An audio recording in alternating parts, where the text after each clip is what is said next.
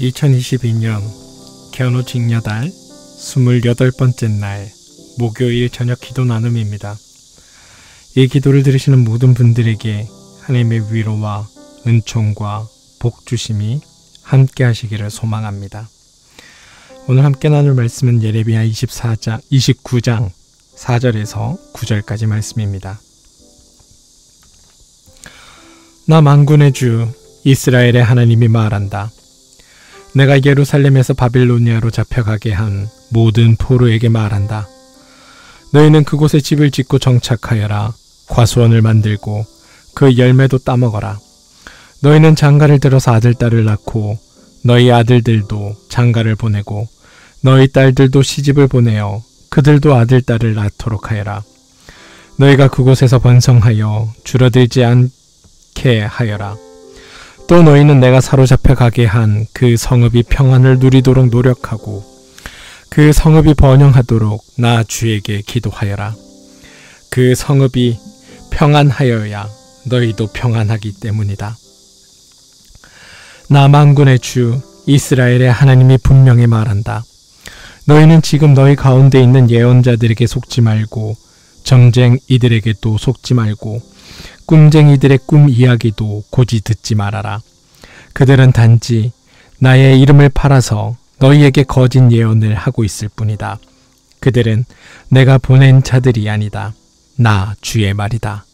예레미야 29장 4절에서 9절 말씀. 예레미야는 바빌로니아에서 포로 생활을 하고 있는 동족들에게 격려의 편지를 보냈다. 타향도 정이 들면 고향이라지만 나라를 잃어 천덕이 신세인 그들에게 세상은 적대적일 뿐이었다.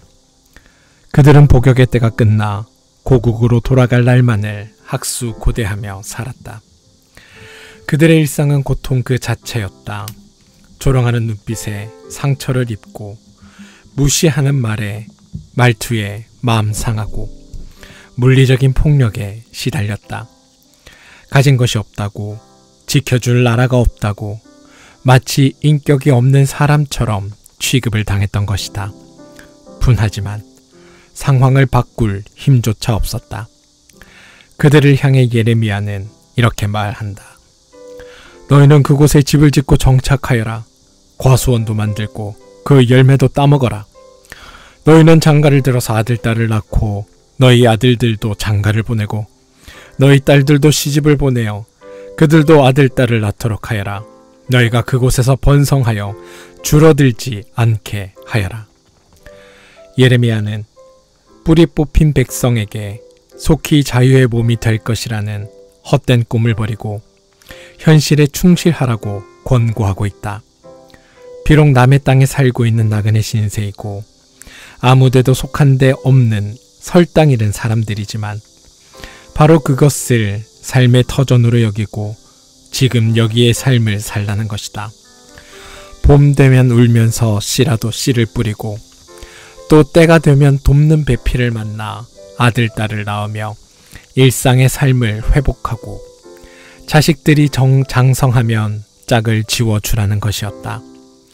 곤혹스럽더라도 중요한 것은 자기가 할 수 있는 일을 하며 수굿이 때를 기다리는 것이다.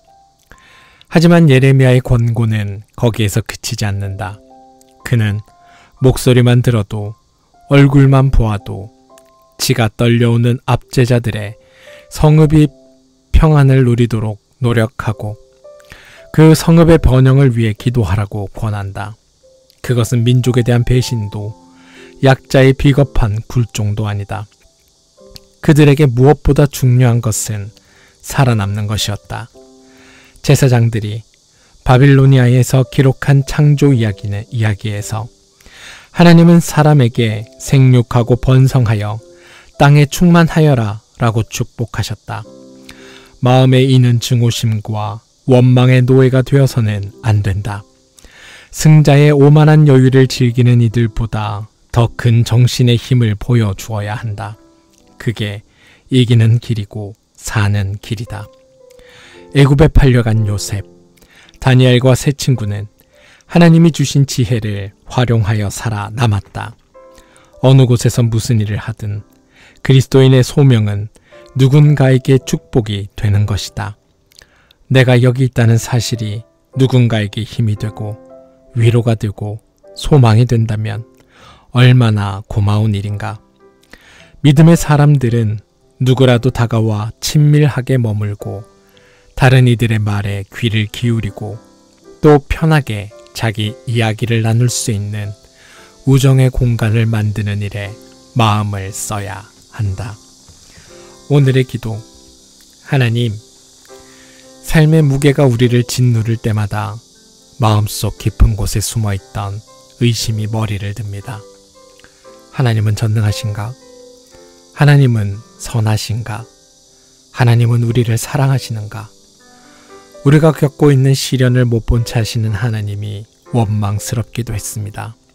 그러나 주님은 우리에게 일상의 삶을 충실히 살아내라 이르십니다. 땅의 현실에 충실할 때 비로소 하늘에 이르는 길을 발견할 수 있다고 말씀하십니다. 이제 허둥거리던 발걸음을 멈추고 현실 속에 하늘을 끌어들이며 살겠습니다. 믿음 없는 우리를 긍휼히 여겨 주십시오. 예수님의 이름으로 기도합니다. 아멘.